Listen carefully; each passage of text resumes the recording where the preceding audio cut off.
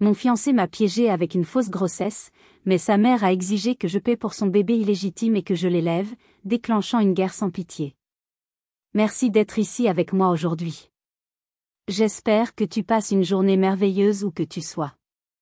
J'aimerais que tu partages dans les commentaires depuis quelle ville ou quel pays tu nous regardes et quelle heure il est là-bas. Maintenant, commençons notre histoire ensemble. Je m'appelle Chloé, j'ai 35 ans. Mon métier, c'est architecte. J'aime les lignes pures, les structures qui ont un sens, les espaces où la lumière et la fonction dansent en parfaite harmonie. Ma vie, je l'avais bâtie comme un de mes projets, avec soin, patience et une vision claire de l'avenir. Mon appartement, niché sur les pentes de la Croix-Rousse à Lyon, était mon sanctuaire. Chaque objet, chaque couleur, chaque matériau avait été choisi pour créer un équilibre, une sensation de paix et de réussite tranquille. Et au centre de cet univers parfaitement ordonné, il y avait Antoine. Nous étions ensemble depuis 5 ans. Quand je l'avais rencontré, il était ce cliché charmant du « bobo », artiste, un musicien et graphiste freelance avec des rêves plein les yeux et un compte en banque souvent dans le rouge. Son chaos créatif contrastait avec mon besoin d'ordre, et c'est peut-être ça qui m'avait séduite. J'avais vu en lui un potentiel immense, une sensibilité à fleur de peau qui me touchait profondément. J'avais investi en lui, en nous. Je payais la plus grande partie de nos frais communs, le loyer de mon appartement, nos vacances. Je ne voyais pas cela comme un fardeau, mais comme un investissement dans notre futur commun. Il était reconnaissant, affectueux, et me disait souvent que sans moi, il ne serait rien. Nous parlions mariage, nous imaginions les prénoms de nos futurs enfants. J'étais, je le croyais sincèrement, profondément amoureuse. Ce soir-là, tout semblait parfait.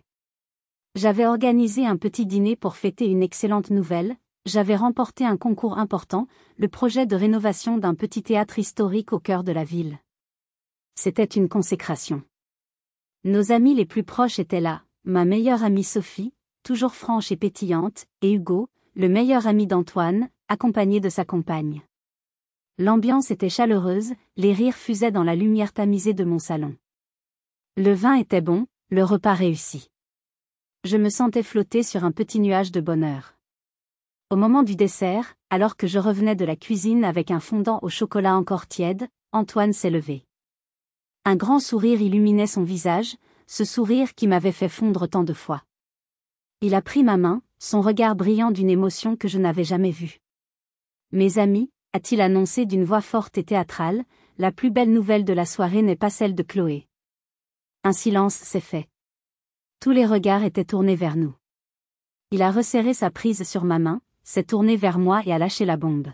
« Chérie, nous attendons un bébé. » Le temps s'est suspendu. J'ai entendu les exclamations de joie de Sophie et des autres, mais leur voix me parvenait comme à travers un épais brouillard. Un bébé. Nous. Mon cœur a raté un battement, puis s'est mis à battre à tout rompre. Des larmes de bonheur pur, incontrôlables, ont embué ma vue. Comment le savait-il ? Je n'avais aucun symptôme, aucun retard. Avait-il trouvé un test que j'avais oublié ? Peu importait. L'émotion était trop forte, trop belle. Antoine me serrait dans ses bras, les félicitations pleuvaient autour de nous. C'était le plus beau jour de ma vie. Je n'avais aucune idée que je vivais les dernières secondes de cette vie-là, et que l'architecte en moi allait bientôt devoir tout raser pour ne pas mourir sous les décombres. La soirée s'est terminée dans une sorte d'euphorie cotonneuse. Nos amis nous ont quittés tard, après d'innombrables accolades et promesses de babysitting. Antoine était radieux, il jouait à la perfection son rôle de futur père comblé, acceptant les tapes dans le dos d'Hugo et les regards attendris de Sophie. Chaque fois que j'essayais de lui glisser une question, de lui demander comment il avait su, il m'interrompait d'un baiser ou d'un murmure. « Je te raconterai tout plus tard, mon amour. » Savourons ce moment, juste nous. Une fois la porte refermée, un étrange malaise a commencé à poindre à travers ma joie. Le champagne sans alcool que nous avions sabré me semblait soudain fade. Pendant qu'Antoine, visiblement épuisé par tant d'émotions, s'effondrait sur notre lit et s'endormait presque instantanément, je me suis dirigée vers la salle de bain. Mon esprit d'architecte, celui qui cherche la logique, la structure, ne pouvait s'empêcher de s'interroger. Comment ? La question tournait en boucle. Dans le tiroir du meuble vasque, je savais qu'il me restait un test de grossesse, acheté quelques mois plus tôt lors d'une fausse alerte. Mes mains tremblaient légèrement en déchirant l'emballage. C'était stupide, je connaissais déjà la réponse, Antoine l'avait annoncé. Mais j'avais besoin de le voir de mes propres yeux, d'avoir la confirmation matérielle de mon bonheur. J'ai suivi les instructions mécaniquement. Puis j'ai attendu. 3 minutes qui m'ont paru une éternité. 3 minutes pendant lesquelles j'imaginais déjà la chambre du bébé, les couleurs, les meubles que je dessinerais. Enfin, j'ai retourné le petit bâtonnet de plastique. Une seule barre. Négative. Je l'ai secoué, comme si cela pouvait changer le résultat. J'ai relu la notice, pensant avoir fait une erreur. Mais non. Le résultat était clair, sans appel. Négatif. Un froid glacial a commencé à s'insinuer dans mes veines, chassant la douce chaleur de la soirée. Ce n'était pas possible. Antoine n'aurait pas. Il n'aurait pas inventé ça. C'était une erreur, le test devait être défectueux. Je suis retournée dans la chambre, prête à le réveiller, à lui demander des explications. Mais il dormait si profondément, un sourire paisible sur les lèvres. Je n'ai pas pu. La confusion luttait contre le déni. Incapable de trouver le sommeil, je me suis assise dans le silence du salon, mon ordinateur portable sur les genoux. Machinalement, j'ai ouvert Instagram. Juste pour me changer les idées, pour regarder des photos de belles maisons, de paysages lointains. Et c'est là que je l'ai vue. La publication n'était pas sur le profil d'Antoine, ni sur celui d'un de nos amis. Elle était sur le compte d'un certain Maxime, le frère d'une de ses collègues, une fille nommée Léa dont il me parlait parfois. Une graphiste talentueuse, disait-il, qui travaillait avec lui sur un projet dans une start-up. La photo était un selfie. Léa, radieuse, le visage rayonnant, tenait un test de grossesse positif bien en évidence. À côté d'elle, Antoine. Mon Antoine. Sa main était posée tendrement sur le ventre encore plat de la jeune femme. Ils souriaient tous les deux à l'objectif, l'air complice et follement heureux. Et la légende a gravé chaque mot au fer rouge dans mon cerveau. Tellement heureux pour ma sœur et le futur papa. Le secret est enfin dévoilé. Bébé Lefebvre arrive l'été prochain. Vous serez des parents incroyables. #famille, #amour, #bébé. Lefebvre. Le nom de famille de Léa. J'ai cliqué sur les identifications. C'était bien leur profil. J'ai regardé la date de la publication. Il y a 3 heures. Pile au moment où nous étions à table. Le « nous » de son annonce a soudain pris un sens monstrueux. Le puzzle s'est assemblé dans un éclair de douleur fulgurante. L'annonce, la mise en scène, mon humiliation publique devant mes propres amis. Le monde ne s'est pas effondré dans le chaos. Non. Pour un esprit comme le mien, il s'est cristallisé en une certitude froide et tranchante. Je n'ai pas pleuré. La tristesse viendrait plus tard. À cet instant, l'architecte en moi a pris le dessus. J'ai vu les fissures dans la structure, la pourriture dans les fondations. Et j'ai su qu'il ne fallait pas rafistoler. Il fallait tout raser. J'ai pris une capture d'écran de la publication. Puis, méthodiquement, j'ai ouvert mes applications bancaires. J'ai changé chaque mot de passe. J'ai révoqué son accès à mon compte joint, supprimé sa carte secondaire de mon compte American Express. J'ai créé un nouveau dossier sur le bureau de mon ordinateur. Je l'ai nommé « Projet AL ». La capture d'écran d'Instagram en fut la première pièce. La guerre avait commencé. Et il ne le savait même pas encore.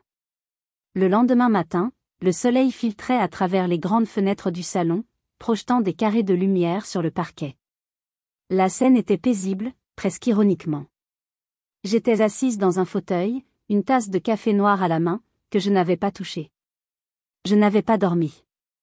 J'avais passé la nuit à analyser, à planifier, comme je l'aurais fait pour un chantier complexe. La douleur était là, une boule de plomb dans mon estomac, mais ma tête était froide, limpide. Antoine est sorti de la chambre vers 9 heures, étirant ses bras avec un bâillement satisfait. Il portait un de mes peignoirs, l'air frais et reposé. En me voyant, il a souri. Alors, future maman, bien dormi ? Prête à commencer cette nouvelle vie? Je n'ai pas répondu. J'ai simplement tourné l'écran de mon ordinateur portable vers lui. La photo d'Instagram était affichée en plein écran.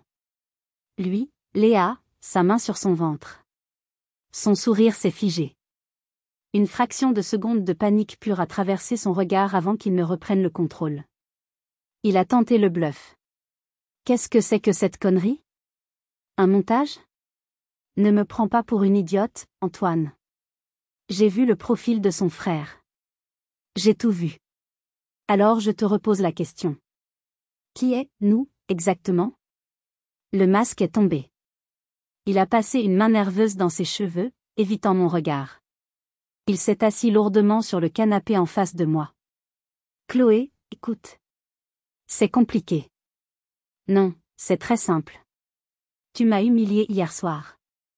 Tu as utilisé ma joie, l'amour que j'ai pour toi, pour monter une pièce de théâtre grotesque.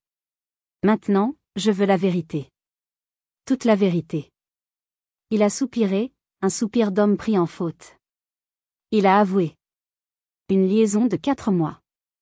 Juste du sexe, a-t-il osé dire. Des moments d'égarement dans le stress d'un projet. Les mots classiques, pathétiques.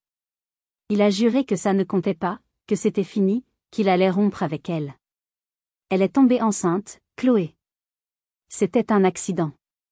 Un terrible accident. J'allais te le dire, je te le jure. Mais je ne savais pas comment. L'annonce d'hier, c'était stupide, je sais. J'ai paniqué. J'ai pensé que si je nous mettais devant le fait accompli, que j'allais accepter? Que j'allais élever l'enfant de ta maîtresse? C'est là qu'il a prononcé la phrase qui a scellé son destin. Il s'est approché de moi, s'est agenouillé, a tenté de prendre mes mains. Je les ai retirées. Son regard était suppliant, mais ses mots étaient d'un égoïsme monstrueux. Je t'aime, Théoï. C'est toi que je veux épouser, c'est avec toi que je veux construire ma vie. Tu dois me croire. Léa, c'était la passion, l'excitation, une erreur stupide. Mais toi, Chloé, toi, tu es ma stabilité. Mon port d'attache. Mon avenir. Ma stabilité. Le mot a résonné dans le silence de l'appartement. J'étais donc ça. Une structure solide, un investissement sûr, un bâtiment fiable sur lequel il pouvait compter pendant qu'il allait chercher des passions ailleurs. Un rire sec, sans aucune joie, m'a échappé. Ta stabilité. Comme un compte en banque, c'est ça? Ou un plan épargne-logement? Il a paru déconcerté par ma réaction. Il s'attendait à des larmes, des cris. Pas à ce calme glacial. Ce n'est pas ce que je voulais dire. Si, c'est exactement ce que tu voulais dire. Maintenant, tu vas faire tes valises. Quoi? Non, Chloé, attends. On peut arranger ça. On peut être une famille moderne, plein de gens le font. Tu serais une belle-mère formidable, je le sais. Le voir supplier, le voir essayer de me vendre cette soupe infâme, a éteint la dernière étincelle de sentiment que je pouvais avoir pour lui. Je ne débats pas, Antoine. C'est mon appartement. Le bail est à mon nom. Les murs sont à moi. Et je ne veux plus de toi à l'intérieur. Tu as 1 heure. Tu ne peux pas me faire ça. Après tout ce qu'on a vécu. Si. Je peux. Et je le fais. Je me suis levée et je suis allée dans la cuisine. J'ai sorti mon téléphone et j'ai composé le numéro de Jean-Pierre, le concierge. Jean-Pierre, bonjour, c'est Chloé Sagnier de l'appartement 52. Pourriez-vous monter s'il vous plaît? J'ai besoin d'un témoin. Oui, maintenant. Merci. Antoine m'a regardé, les yeux écarquillés, comprenant que je ne bluffais pas. La peur a remplacé la supplication sur son visage. Il s'est levé d'un bond et s'est précipité vers la chambre pour rassembler ses affaires, renversant une pile de magazines dans sa hâte. La démolition avait commencé. Pendant qu'Antoine jetait ses affaires dans des sacs avec une fureur paniquée, je suis restée dans le salon. Jean-Pierre est arrivé quelques minutes plus tard, l'air inquiet. C'est un homme d'une 60aine d'années, discret et observateur, qui a toujours eu un mot gentil pour moi. Mademoiselle Sagnier, tout va bien? Vous m'avez fait peur. Bonjour Jean-Pierre. Tout va bien se passer. Je voulais simplement que vous soyez témoin que je demande à monsieur de quitter les lieux immédiatement. Il a 1 heure pour le faire. Jean-Pierre a jeté un regard vers la chambre d'où provenaient des bruits de tiroirs claqués, puis vers moi. Il a hoché la tête, comprenant sans avoir besoin de plus d'explications. Je reste sur le palier, si vous avez besoin. 1 heure plus tard, Antoine est parti, traînant 2 valises et plusieurs sacs. Il m'a lancé un dernier regard chargé de venin. Tu le regretteras, Chloé. Tu jettes notre vie en l'air pour une histoire d'ego. Non, Antoine. Je jette les ordures. Ce n'est pas la même chose. Quand la porte s'est refermée, un silence assourdissant s'est abattu sur l'appartement. La première vague de douleur m'a submergée. Je me suis effondrée sur le canapé et j'ai pleuré. J'ai pleuré l'homme que j'avais aimé, ou que j'avais cru aimer. J'ai pleuré les 5 années perdues, les rêves brisés, l'humiliation. Sophie est arrivée en trombe une demi-heure plus tard, alertée par mes messages. Elle m'a prise dans ses bras et m'a laissé vider mon chagrin. Mais après la tristesse, la colère est revenue. Une colère froide, calculatrice. Ce n'était pas suffisant qu'il soit parti. Il fallait qu'il comprenne, lui et sa complice, que leurs actions avaient des conséquences qui dépassaient les murs de mon appartement. Le lundi matin, j'ai mis mon plan à exécution. Je ne voulais pas d'une vengeance mesquine et évidente. Je suis architecte. Je construis et je déconstruis avec précision. L'attaque devait être structurelle. J'ai fait des recherches sur Léa. Son profil LinkedIn était très fourni. Elle se présentait comme une UX designer passionnée par l'innovation sociale, travaillant dans une start-up de Green Tech à la Pardieu. Le site de l'entreprise était rempli de photos de leurs locaux, calls, avec baby-foot et murs de plantes vertes, et de grands discours sur leurs valeurs familiales et leur culture de la transparence. C'était parfait. J'ai commandé en ligne le plus beau des paniers cadeaux pour naissance. Pas un de ces paniers criards avec des peluches roses ou bleues. Non. J'ai choisi un ensemble de la marque la plus chic et minimaliste que j'ai pu trouver. Des langes en coton bio, un hochet en bois non traité, des produits de soins sans parfum. Le comble du bon goût bourgeois. Je l'ai fait livrer directement à son bureau, à l'attention de Léa Lefebvre. La carte était le détail le plus important. J'ai passé 1 heure à peser chaque mot. Pas d'insultes, pas de sarcasme évident. Juste une phrase sobre, écrite dans une belle écriture cursive sur un carton de luxe. Pour que cette nouvelle vie commence sous les meilleurs auspices. Chaleureusement, Chloé. C'était l'absence totale d'amertume qui rendait le message si venimeux. N'importe quel collègue lisant cette carte penserait que j'étais une ex-compagne incroyablement digne et généreuse. Mais les RH, eux, ne verraient pas les choses de la même manière.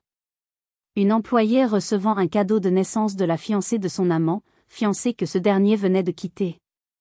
Dans une entreprise qui se gargarisait de sa culture familiale, le mélange était explosif. C'était un problème. Un problème de ressources humaines. Le colis a été livré le mardi matin.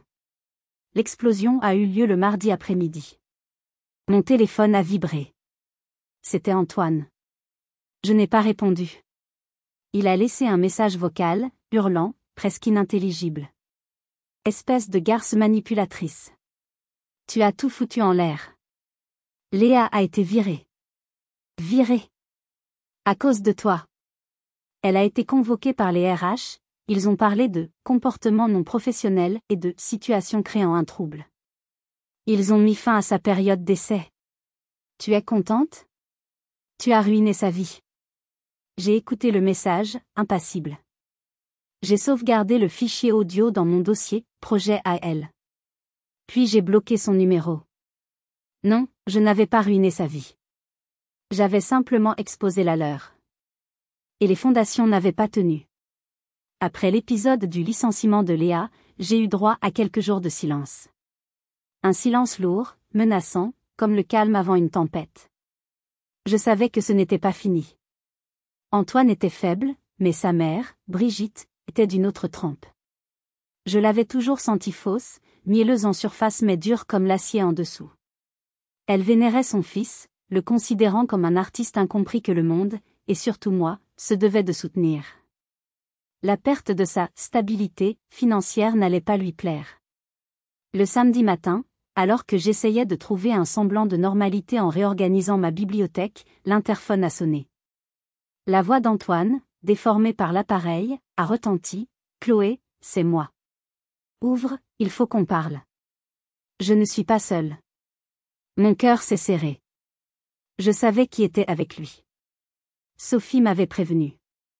Méfie-toi de la mère. C'est elle, le vrai serpent. J'ai hésité, puis j'ai décidé de les affronter. C'était mon territoire. Je les ai laissés entrer. Antoine, l'air d'un chien battu. Hugo, son meilleur ami, mal à l'aise, le regard fuyant. Et Brigitte. Impeccable dans son tailleur pantalon beige, son carré blond parfaitement coiffé, un sac de luxe au bras. Elle a balayé mon appartement d'un regard critique, comme si elle l'évaluait pour la première fois.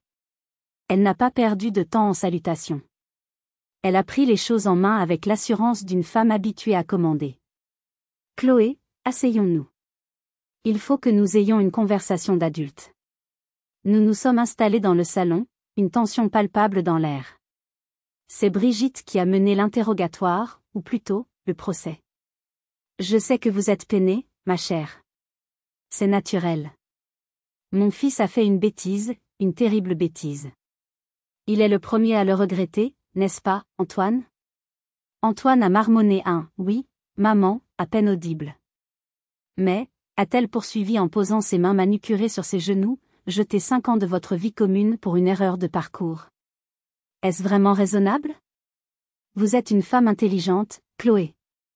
Vous savez que la vie n'est pas un long fleuve tranquille. Hugo a cru bon d'intervenir, jouant le rôle du médiateur bienveillant. Chloé, sois cool. Anto t'aime, il me le dit tous les jours. Il est perdu sans toi. Il a merdé, c'est clair, mais qui ne fait jamais d'erreur ? Il faut trouver une solution, pour le bien de tout le monde. Le mot était lâché. Solution. J'attendais de voir ce que ce mot signifiait pour eux. Je n'ai pas été déçue. La situation est la suivante, a repris Brigitte sur un ton pragmatique. Cette jeune femme, Léa, a perdu son travail. À cause de votre initiative, disons. Un regard acéré dans ma direction. Elle est enceinte, sans ressources. Antoine, avec ses revenus d'artiste, ne peut pas subvenir à leurs besoins. C'est une situation dramatique. Elle a marqué une pause, pour laisser le poids du drame s'installer. Nous avons donc pensé à une solution, un arrangement temporaire, bien entendu. Pour le bien de cet enfant qui n'a rien demandé. J'ai senti le piège se refermer. Mon regard est resté fixé sur elle, mon visage neutre. Antoine pourrait revenir vivre ici. Pour l'instant. Cela lui éviterait des frais inutiles.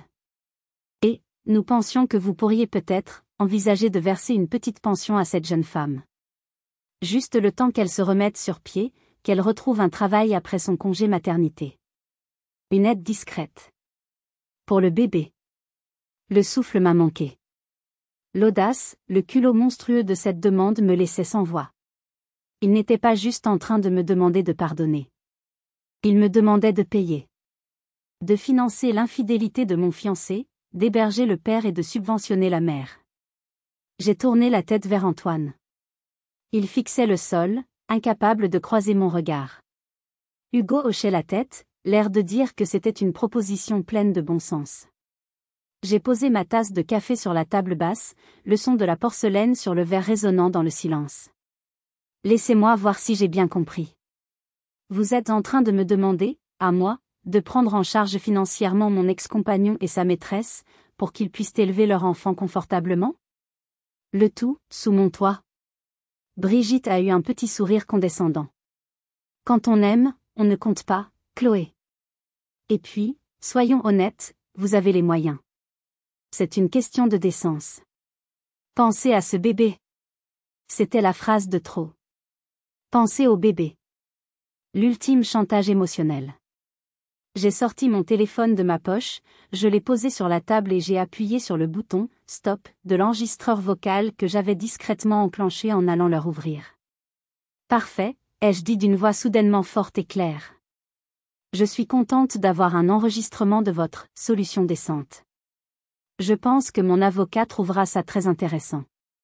Leurs visages se sont décomposés. Brigitte est devenue blême. Hugo a ouvert la bouche sans qu'aucun son n'en sorte. Maintenant, ai-je continué en me levant, vous allez tous les trois sortir de chez moi.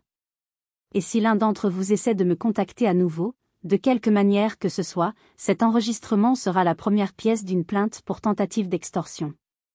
Est-ce que c'est assez clair?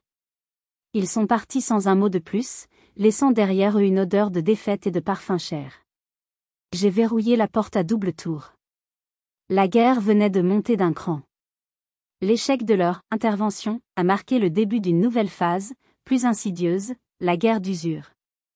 Puisqu'ils ne pouvaient pas me convaincre, ils allaient essayer de me briser. La première attaque fut, sans surprise, financière. Antoine a dû se rendre compte que j'avais coupé toutes ses lignes de crédit. J'ai reçu une avalanche de messages depuis un numéro inconnu, probablement celui de sa mère. Des textes haineux, m'accusant de le mettre à la rue, de le pousser au suicide. J'ai tout transféré dans mon dossier projet AL et j'ai bloqué le numéro. Quelques jours plus tard, en rentrant du travail, j'ai eu un choc. La belle plaque en laiton gravée à mon nom, à côté de ma porte d'entrée, avait été vandalisée. Des rayures profondes la défiguraient, et quelqu'un avait écrit au marqueur indélébile, en lettres capitales et rageuses, pute égoïste. Mon sang s'est glacé. C'était une violation de mon espace, de mon sanctuaire. J'ai eu l'impression qu'on avait souillé mon âme. Tremblante, j'ai sorti mon téléphone pour prendre des photos, quand la porte de l'ascenseur s'est ouverte. C'était Jean-Pierre, le concierge, qui rentrait sa poubelle. Il a vu la plaque, puis mon visage décomposé. Il a posé son matériel et s'est approché, l'air profondément désolé. C'est lui, n'est-ce pas? Le petit Antoine. Je l'ai vu rôder hier soir. Il avait l'air mauvais. Je n'ai pas osé intervenir, j'aurais dû. Je suis navrée, mademoiselle Sagnier. Ce n'est pas votre faute, Jean-Pierre. Mais, vous seriez d'accord pour témoigner de ce que vous avez vu? Bien sûr, mademoiselle. Sans hésiter. On ne laisse pas faire des choses pareilles. Sa solidarité simple et directe m'a réchauffée. Je ne l'ai pas seulement remercié, je lui ai glissé un billet en lui demandant de garder l'œil ouvert, de noter toute nouvelle visite. Le lendemain, j'étais au commissariat pour déposer une plainte pour dégradation de biens et harcèlement, avec le témoignage de Jean-Pierre comme pièce maîtresse. Puis, Brigitte a changé de tactique. La confrontation directe n'ayant pas fonctionné, elle a tenté la manipulation. Elle m'a appelé, sa voix suintant une fausse humilité. Chloé, ma chère. Je vous appelle pour vous présenter mes plus sincères excuses. J'ai été odieuse l'autre jour. Le stress, l'inquiétude pour mon fils m'ont fait dire des choses horribles. Je m'en veux terriblement. Pourrions-nous nous voir, juste toutes les deux, pour que je puisse me faire pardonner? J'ai failli rire. L'appel arrivait juste après que Sophie, ma meilleure amie experte en communication, m'ait mise en garde. Fais gaffe, Chloé. La prochaine étape du manuel du manipulateur, c'est le faux pardon. Elle va essayer de te faire dire quelque chose de compromettant, probablement en t'enregistrant. C'est classique. J'ai donc suivi les conseils de Sophie. C'est très aimable à vous, Brigitte. Mais je suis très prise en ce moment. Et pour être honnête, je ne suis pas encore prête à vous revoir. Oh, je comprends. Mais j'insiste. Juste un café? Pour apaiser les choses. Je me sentirais tellement mieux. Elle était tenace. J'ai donc décidé de retourner son piège contre elle. Très bien. Retrouvons-nous demain à midi, au Grand Café des Négociants. C'est un lieu public, je m'y sentirai plus à l'aise. J'ai immédiatement appelé Sophie. Plan B. Demain, midi, aux Négociants. Tu seras à la table d'accent grave côté, en train de lire un journal. Le lendemain, je suis arrivée au café. C'est un endroit magnifique, une vieille brasserie lyonnaise toujours bondée et bruyante. J'ai repéré Sophie, installée comme convenu. Brigitte était déjà là, l'air contrit. Dès que je me suis assise, elle a commencé son numéro. Des excuses larmoyantes, des regrets éternels. Elle a posé son téléphone sur la table, l'écran tourné vers le bas. Le piège était grossier. J'ai attendu qu'elle ait fini sa tirade. Puis, j'ai haussé la voix, juste assez pour que les tables voisines, très proches dans ce genre d'endroit, puissent entendre. Brigitte, j'entends vos excuses. Mais comprenez ma position. C'est difficile de pardonner quand, il y a moins d'une semaine, vous étiez assise dans mon salon, à me demander de payer une pension à la maîtresse de votre fils après qu'il m'ait trompée et mise enceinte. Plusieurs têtes se sont tournées vers nous. Des regards curieux, choqués. Le visage de Brigitte s'est décomposé. Elle a vu les gens qui nous observaient, qui avaient clairement entendu ma phrase. Son plan de me faire passer pour la méchante venait de voler en éclats. Elle était maintenant l'infâme belle-mère d'une histoire sordide racontée en public. Elle est devenue pourpre. Elle a attrapé son sac et son téléphone, et s'est levée d'un bond. « Vous êtes une garce manipulatrice », a-t-elle sifflé entre ses dents avant de s'enfuir, bousculant un serveur au passage. Sophie m'a jeté un regard par-dessus son journal, un immense sourire aux lèvres. Un point pour nous. La partie d'échecs continuait. La défaite cuisante de Brigitte au Grand Café des négociants a signé la fin des tentatives de manipulation en face à face. Furieux et humiliés, ils ont décidé de frapper là où ça me ferait le plus mal, là où mon identité et ma fierté étaient les plus investies, ma carrière. Pour une architecte, la réputation n'est pas juste une question d'image, c'est le fondement même de son travail. Un client ne vous confie pas un projet de plusieurs millions d'euros s'il doute de votre stabilité ou de votre intégrité. Il le savait. Environ une semaine plus tard, j'ai reçu un appel de mon directeur, M. Lambert, me demandant de passer dans son bureau. Son ton était sérieux, ce qui n'était pas dans ses habitudes. Mon cœur s'est mis à battre plus vite. M. Lambert est un homme droit, qui m'a toujours soutenu. Il m'a accueilli avec un air grave, m'invitant à m'asseoir. Sur son bureau était posée une lettre. « Chloé, j'ai reçu ceci ce matin. C'est un courrier anonyme. » Il me l'a tendu. C'était une lettre tapée à l'ordinateur, au style ampoulé et venimeux.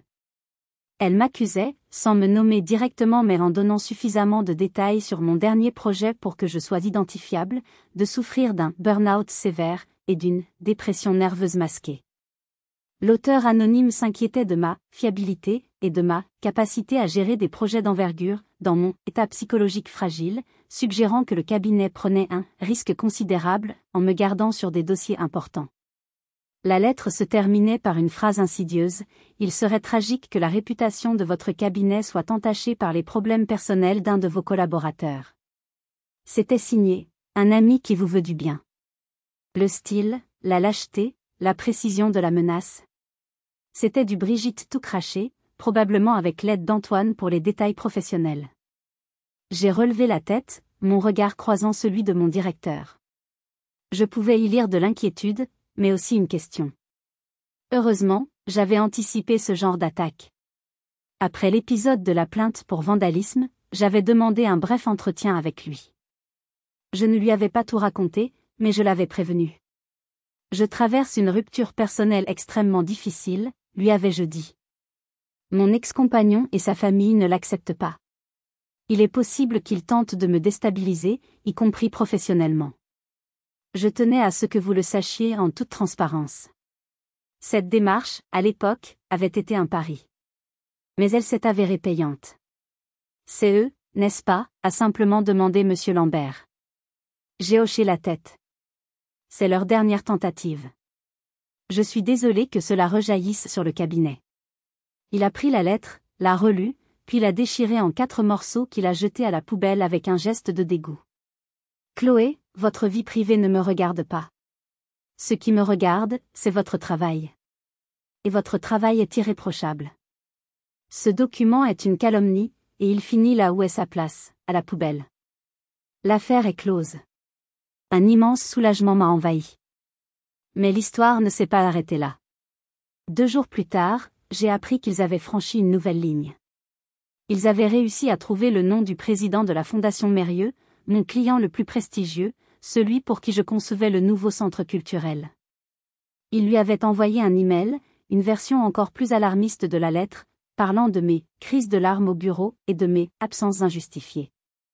J'ai cru que j'allais perdre ce projet. C'était le projet de ma vie.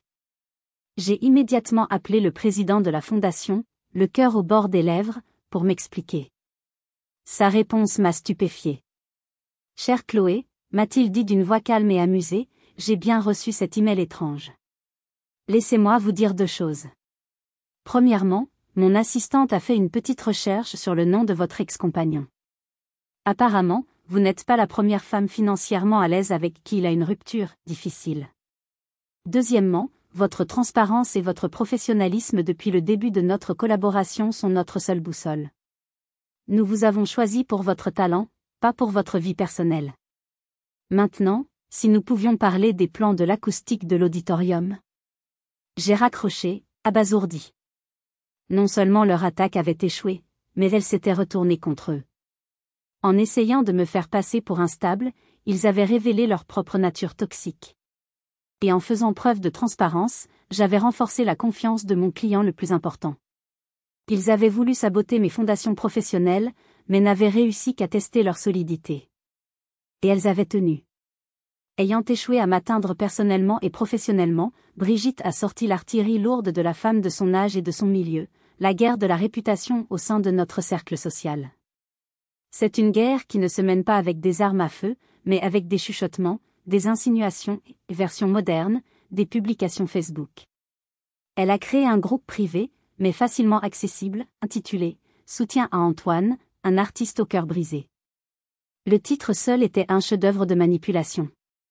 En quelques jours, elle y a ajouté des dizaines de nos amis communs, des connaissances, des membres de la famille élargie. Le contenu était à vomir. Brigitte y publiait de longs textes larmoyants, dépeignant son fils comme une victime innocente. Selon sa version, j'étais une femme froide et calculatrice qui l'avait séduit, puis l'avait jeté comme un malpropre après une simple dispute. Elle parlait de sa détresse psychologique, de son cœur d'artiste fragile, que j'avais piétiné. Le clou du spectacle était une photo d'Antoine, prise à son insu, où il avait l'air abattu et mélancolique, regardant par une fenêtre pluvieuse. C'était d'un ridicule achevé, mais ça marchait. Pire encore, elle omettait sciemment et totalement l'existence de Léa et de la grossesse. Dans son récit, il n'y avait pas de trahison, juste une incompréhension, que mon égoïsme avait transformée en drame. Les commentaires de soutien affluaient. Pauvre Antoine, quel courage, certaines femmes sont sans cœur, tiens bon, nous sommes avec toi. Je voyais les noms de gens que je connaissais, que j'avais invités à dîner, qui liquaient et commentaient ces mensonges. Chaque notification était comme une petite piqûre de venin. Des connaissances commençaient à me regarder bizarrement quand je les croisais. L'isolement, voilà ce qu'elles cherchaient. Ma première réaction a été de vouloir répondre, de crier la vérité sur tous les toits. Mais Sophie, mon experte en communication de crise personnelle, m'a arrêté net. Surtout pas, Chloé. Si tu réponds avec colère, tu auras l'air d'une folle hystérique. Tu vas juste confirmer leur version. On ne combat pas la boue en se roulant dedans. On la contourne et on la fait éclabousser celui qui l'a lancée. Elle a pris les commandes de la contre-offensive. C'était son domaine. On ne va pas faire un grand déballage public, m'a-t-elle expliqué. On va mener une guérilla de l'information. Ciblée, discrète et dévastatrice. Son plan était brillant. Premièrement, elle m'a fait poster une seule et unique chose sur mon propre mur Facebook, un message public, visible de tous. C'était une photo de moi, souriante, sur le chantier du théâtre que je rénovais, avec une légende simple, tellement heureuse de me consacrer à ce projet magnifique. Le travail, au moins, ne trahit jamais.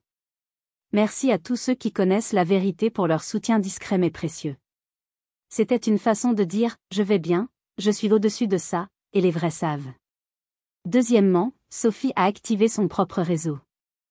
Elle a identifié 3 personnes clés dans notre cercle d'amis communs, une pipelette notoire qui adorait les scoops, un ami très respecté et connu pour son jugement, et une cousine éloignée d'Antoine qui ne portait pas Brigitte dans son cœur.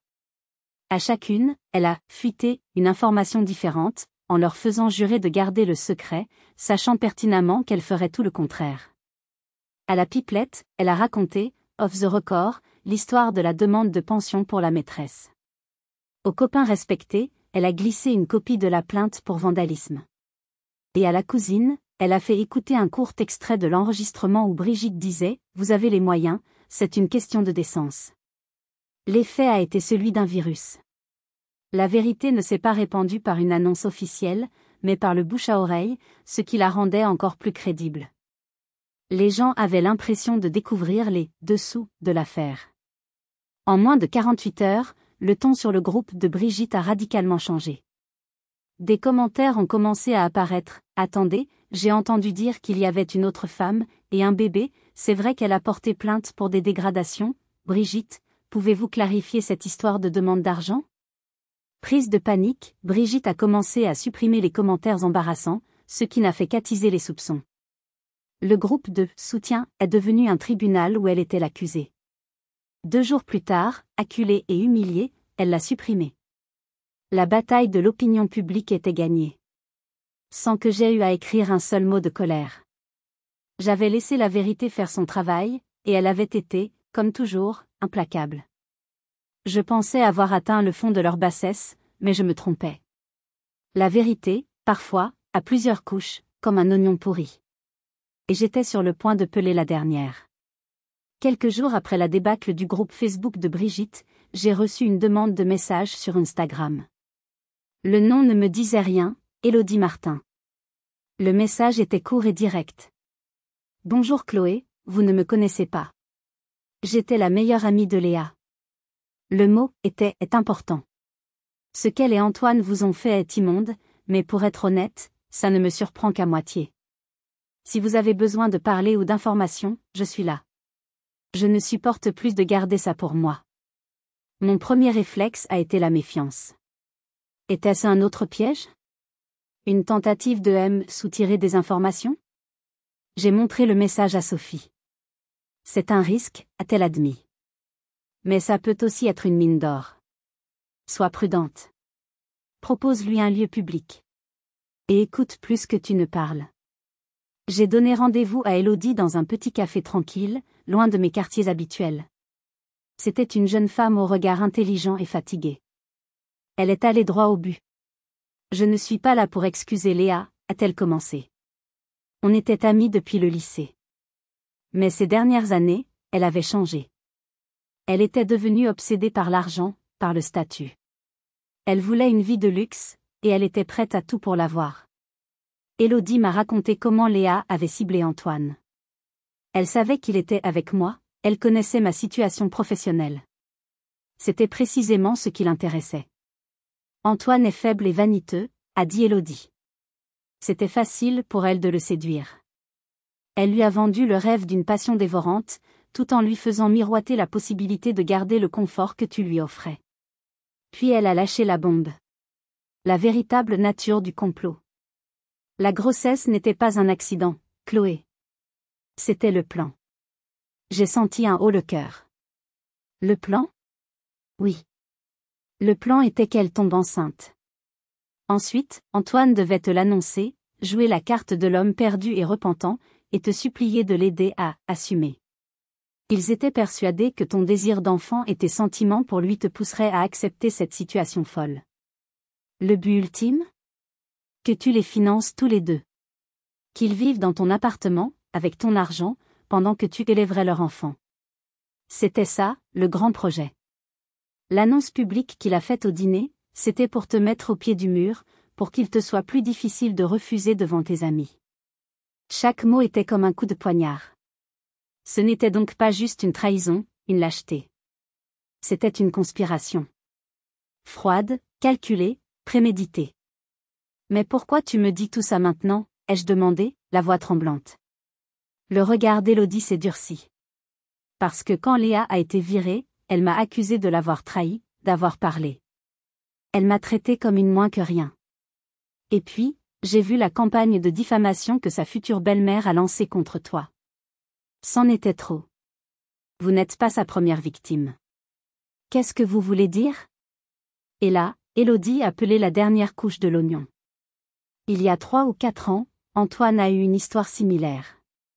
Il était avec une autre femme, une héritière d'une famille de soyeux lyonnais. Il n'y a pas eu de bébé, Mais le schéma était le même. Il a essayé de la convaincre de financer un projet musical bidon à plusieurs centaines de milliers d'euros. Quand elle a refusé et l'a quitté, il l'a harcelée, avec l'aide de sa mère. Elles ont monté des histoires, l'ont menacée de révéler des choses personnelles. La fille a fini par leur signer un très gros chèque, juste pour qu'ils lui fichent la paix. C'est leur mode de fonctionnement. Antoine séduit, et Brigitte vient chercher l'argent. J'étais sans voix. Ce n'était plus un drame passionnel. C'était un système de prédation en bande organisée. Et j'étais leur nouvelle cible. Élodie a sorti son téléphone. Léa était stupide. Elle se vantait de son plan auprès de moi par message. Elle trouvait ça malin. Tenez. Elle m'a transféré des dizaines de captures d'écran. Des conversations entières où Léa détaillait sa stratégie pour me plumer. C'était cru, ignoble, et c'était la preuve irréfutable dont j'avais besoin. Je l'ai remerciée, la gorge nouée. Je suis rentrée chez moi et j'ai envoyé immédiatement tous ces nouveaux éléments à Maître Vallet, mon avocat. Sa réponse est arrivée 1 heure plus tard. Chloé, nous ne sommes plus sur la défensive. Nous avons maintenant de quoi les détruire. Armée des révélations d'Élodie, je n'étais plus une victime qui se défendait. J'étais une femme qui tenait entre ses mains de quoi faire s'effondrer le château de cartes de ses adversaires. La peur avait changé de camp. Maître Vallet a été très clair. Avec ses preuves de préméditation et la connaissance de leur passé, nous ne demandons plus seulement une mesure d'éloignement. Nous allons porter plainte. Pour harcèlement en bande organisée, tentative d'extorsion et dénonciation calomnieuse. Nous allons les mettre face à leurs responsabilités, les vrais. La première étape fut de répondre à la lettre de menace de leur avocat bas de gamme. Maître Vallet a rédigé une réponse cinglante, mentionnant que nous avions en notre possession des preuves d'un schéma de prédation répété et que toute nouvelle tentative de contact serait considérée comme un acte d'intimidation de témoins. Le silence de leur côté fut immédiat. Mais je ne voulais pas seulement une victoire légale. Je voulais une victoire totale. Brigitte avait essayé de détruire ma réputation dans mon cercle professionnel et social. J'allais lui rendre l'appareil, mais avec la précision d'un scalpel. Son point faible n'était pas la loi, c'était le regard des autres, son statut dans la bonne société lyonnaise. Elle était un membre très actif et en vue du conseil d'administration de La Flamme du Partage, une des œuvres de charité les plus prestigieuses de la ville. Chaque année, ils organisaient un grand gala de bienfaisance, le rendez-vous incontournable du Tout Lyon. C'était son royaume, le théâtre de sa respectabilité. Avec l'aide de Sophie, j'ai monté ma dernière offensive. Nous n'avons rien envoyé d'anonyme. J'ai demandé à Maître Vallet de rédiger un courrier officiel, sur papier à en-tête de son cabinet, adressé personnellement à la présidente de La Flamme du Partage, une femme réputée pour son intégrité. La lettre était un chef-d'œuvre de rhétorique juridique. Elle exposait sobrement les faits, la plainte pour harcèlement et tentative d'extorsion déposée contre Madame Brigitte et son fils Antoine, en mentionnant l'existence de preuves accablantes et de témoignages concernant des faits similaires antérieurs. La lettre précisait que ma démarche n'avait pas pour but de nuire à la réputation de l'œuvre de charité, mais, au contraire, de protéger l'institution en informant sa présidente des agissements d'un de ses membres, agissements qui pourraient, s'ils étaient rendus publics lors du procès à venir, jeter le discrédit sur tous ceux qui lui sont associés. C'était une menace voilée dans un gant de velours. Le gala de La Flamme du Partage avait lieu 2 semaines plus tard. Je n'y étais évidemment pas, mais Sophie avait une amie qui y travaillait comme organisatrice. Elle m'a fait un compte-rendu en direct. La soirée a commencé normalement pour Brigitte. Elle paradait, saluant les uns et les autres. Puis, la présidente de l'œuvre est venue la voir. Elle lui a parlé quelques minutes, à voix basse. Le visage de Brigitte s'est décomposé. Après le départ de la présidente, les gens ont commencé à l'éviter. Les conversations s'arrêtaient quand elle approchait. Les sourires devenaient forcés. Quelqu'un lui a même, accidentellement, renversé un verre de champagne sur sa robe. Elle s'est retrouvée seule, isolée au milieu de la foule. Son statut social, l'air qu'elle respirait, venait de lui être coupé. Humiliée, elle a quitté la soirée bien avant la fin, la tête basse. C'était sa défaite la plus totale, plus douloureuse que n'importe quelle condamnation judiciaire. Le procès a eu lieu quelques mois plus tard. Face à l'avalanche de preuves, l'enregistrement, les photos du vandalisme, les témoignages de Jean-Pierre et d'Élodie, les captures d'écran des messages de Léa, ils n'avaient aucune chance. Le juge a été sévère. Ils ont été condamnés pour harcèlement et reconnus coupables de tentative d'extorsion. La mesure d'éloignement a été confirmée, assortie de dommages et intérêts substantiels. J'ai annoncé à la Cour que je verserai l'intégralité de cette somme à une association d'aide aux victimes de manipulateurs narcissiques. Le dernier clou dans leur cercueil. En sortant du tribunal, j'ai croisé le regard de Brigitte. Il n'y avait plus de haine, juste du vide. J'avais gagné. La victoire au tribunal a sonné la fin de la guerre. Le silence qui a suivi n'était plus menaçant, il était apaisant. C'était le silence de la paix retrouvée, le calme d'un chantier terminé. L'ordonnance restrictive était en place, et je savais qu'ils n'oseraient plus jamais m'approcher. Des nouvelles de leur déchéance me parvenaient par bribes, via Sophie ou d'autres amis. Antoine et Léa avaient dû quitter Lyon. Sans mon soutien et avec Léa sans emploi, ils ne pouvaient plus se permettre de vivre en ville. Ils avaient emménagé dans un petit appartement chez les parents de Léa, dans un village perdu de la Drôme.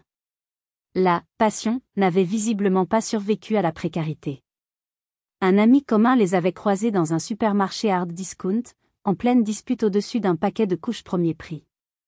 Antoine, paraît-il, passait ses journées sur des sites de rencontres, son profil mentionnant une situation compliquée et sa recherche d'une femme stable et compréhensive. Il cherchait déjà sa prochaine victime, sa prochaine stabilité. Quant à Brigitte, elle avait disparu de la scène sociale lyonnaise. Bannie de son piédestal, elle vivait en recluse, rongée par l'humiliation. Leur sort ne m'a procuré aucune joie, juste un sentiment distant de justice immanente. Mon énergie n'était plus tournée vers le passé, mais vers l'avenir. Vers ma propre reconstruction. La première chose que j'ai faite a été de mettre en vente mon appartement de la Croix-Rousse. Il était magnifique, mais chaque recoin était hanté par un souvenir, une ombre. Je ne pouvais plus y respirer. Le vendre a été comme tourner une page, fermer un livre. Avec l'argent de la vente et mes économies, j'ai acheté quelque chose qui me ressemblait vraiment. Pas un appartement fini, mais un défi. Une vieille grange en pierre dorée dans les monts d'Or, avec une vue imprenable sur la vallée. Un bâtiment avec une âme, des murs solides, mais où tout était à réinventer. C'était un projet immense, un gouffre financier et énergétique, et c'était exactement ce dont j'avais besoin. Ma vie a changé de rythme. Les week-ends, je n'étais plus dans les vernissages ou les dîners mondains, mais en bottes de caoutchouc sur mon chantier, à discuter avec les artisans, à dessiner des plans jusqu'à tard dans la nuit, à choisir chaque matériau, non pas pour impressionner, mais pour créer un lieu de vie qui serait le reflet de ma nouvelle force. Je redécouvrais l'essence de mon métier, non pas créer une façade, mais bâtir un refuge. 1 an plus tard, je me tenais sur la terrasse de ma maison presque achevée. Le soleil de fin d'après-midi baignait les pierres d'une lumière chaude. L'air sentait la lavande et la terre chaude. Mon téléphone a sonné. C'était Sophie. Tu ne devineras jamais la dernière. J'ai des nouvelles d'Antoine.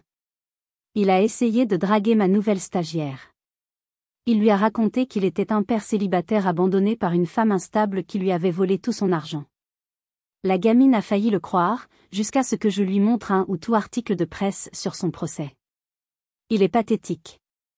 J'ai souri, un vrai sourire, léger et sincère. J'ai regardé les ouvriers qui posaient les dernières tuiles sur le toit. Ce n'est plus mon chantier, sauf. J'ai raccroché et j'ai inspiré profondément. La femme naïve qui croyait au prince charmant était morte le soir de cette fausse annonce de grossesse. La femme en colère qui se battait pour sa survie avait rangé les armes après le procès. La femme qui se tenait là, sur cette terrasse, était quelqu'un d'autre.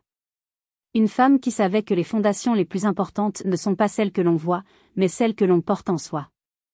Et pour la première fois depuis longtemps, les miennes étaient saines, inébranlables. C'étaient les miennes, et seulement les miennes. J'étais enfin chez moi.